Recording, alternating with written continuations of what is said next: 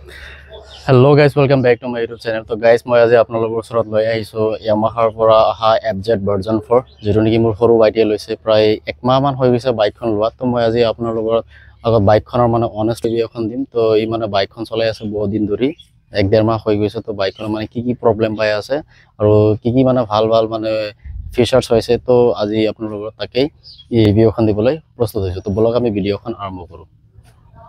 প্ৰথমতে হাই এখন দি দিয়া। হাই।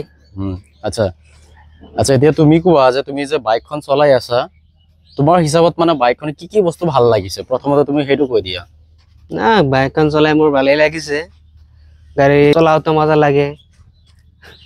তাৰপিছত পিছে আৰু সাৰ্ভিসিংত কম খৰচত আচ্ছা, এতিয়া বাৰু তুমি সাৰ্ভিসিং কেইটা কৰিলা?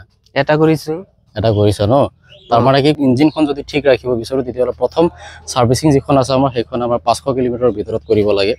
ঠিক আছে, এইটো বাৰু কৰাই দিলে। তো প্ৰথমতে আমি চাইলো যে বাইকখনৰ ৰানিং কিমান হৈছে, এতিয়া বাৰু কিমানখিনি চলাই দিছে।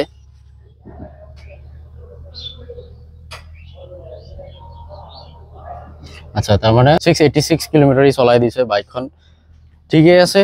তো বাইকখন মানে কি আপোনালোকে যদি চাব বিচাৰে তো ইয়াৰ লুকসটো মানে পাৰ্সোনালি মানে এইটো পাৰ্সোনাল কথা, এইটো কিছুমানৰ ভাল লাগে আৰু কিছুমানৰ এইটো ভাল নালাগিব পাৰে। তো মোৰ হিচাপত মানে ইয়াৰ লুক পাইছত মানে ধুনীয়া লাগে। তো আপুনি যদি চাব বিচাৰে তো ইয়াৰ মানে যিখন মিটাৰ দিছে, মিটাৰখন এইটো আপোনাৰ এমটি মিটাৰ আহে। তো এমটি যদি আপোনালোকে ল'ব বিচাৰে সেই এমটিখনৰ মিটাৰটো ইয়াতে দি দিছে। তাৰপিছত আপোনালোকে যদি এইফালে যদি ইয়াৰ টেইলত যদি আহে ৰিয়াৰ পৰ্চনত আপোনালোকে চাব পাৰে যিখন মানে ৰিয়াৰ লাইট যিখন দিছে সেইখন আপোনালোকে এমটি ডিজাইনত পাই যাব। বাকি ইয়াৰ যিটো ইণ্ডিকেটৰ আছে, ইণ্ডিকেটৰটো আপোনালোকে চাই লওক, এখন আপোনাৰ LED ইণ্ডিকেটৰ দিছে। তো ওভাৰঅল মানে গোটেইখিনি মানে ভালেই দিছে। তো এতিয়া বাৰু এই মাইলেজৰ কথা মানে মেইন মানে আমাৰ কথাটো কি আহে, যদি আমি বাইক এখন লওঁ তো আমাৰ মেইন কথাটো হ'ল কি মাইলেজটো। তো তুমি মাইলেজটো কিমান পাইছা এতিয়ালৈকে কোৱাচোন? মই সাৰ্ভিসিংৰ আগতে পাইছো 45 প্লাস, সাৰ্ভিসিংৰ পিছত 50 প্লাস পাই আছো। 50 প্লাস পাই আছো ন?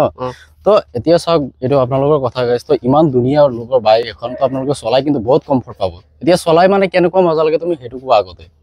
চলাই মোৰ কাৰণে ভাল, মোৰ কাৰণে কমফৰ্টেবল হৈছে, মই চলাই ভালেই পাইছো, বেয়া পোৱা নাই। ঠিকে আছে। তাৰ মানে ই মানে একচুয়ালি বাইকটো লৈছিলে কোম্পানী কৰা পাৰপাছত। কাৰণ আপোনালোকে জানে আজিকালি কোম্পানী এটা কৰিলে গোটেই দিনটো ফিল্ডত ঘূৰিব লাগে। তো আপোনালোকে যদি ফিল্ডৰ কাম হিচাপে যদি ল'ব বিচাৰে তেতিয়াহ'লে ল'ব পাৰে ধুনীয়াকৈ। কাৰণ এই বাইকখনত আপোনালোকে যদি গোটেই দিনটো যদি ৰাইড কৰে এই কমফৰ্টেবলটো একদম ধুনীয়া পাব।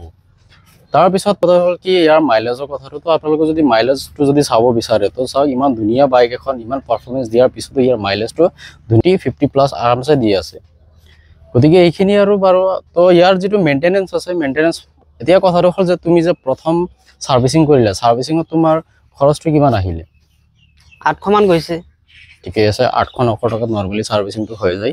তাৰপিছত আমাৰ মেইন কথাটো হ'ল কি ওভাৰঅল আপোনালোকে চাই লওক, ধুনীয়া এখন বাইক যদি আপোনালোকে ল'ব বিচাৰে তেতিয়াহ'লে ল'ব পাৰে। তো মোৰ হিচাপত ধুনীয়া লাগিছে। তো এইখিনিয়ে বাৰু।